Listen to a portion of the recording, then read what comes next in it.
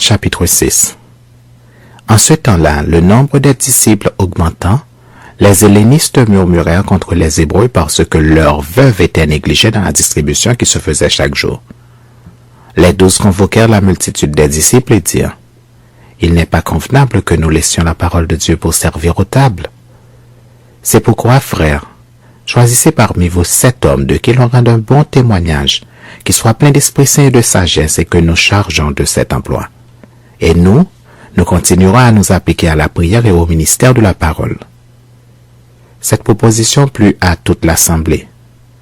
Ils élurent Étienne, homme plein de foi et d'Esprit Saint, Philippe, Procor, Nicanor, Timon, Parménas et Nicolas, prosélytes d'Antioche.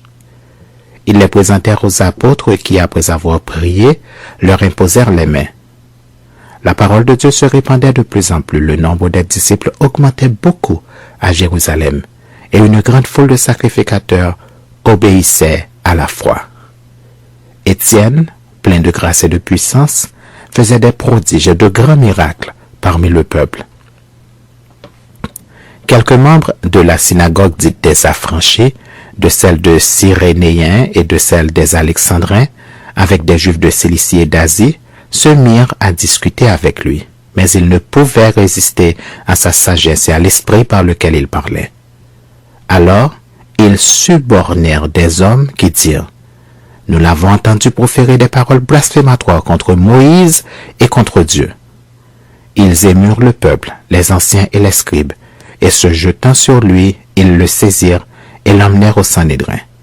Ils produisirent de faux témoins qui dirent: Cet homme ne cesse de proférer des paroles contre le lieu saint et contre la loi.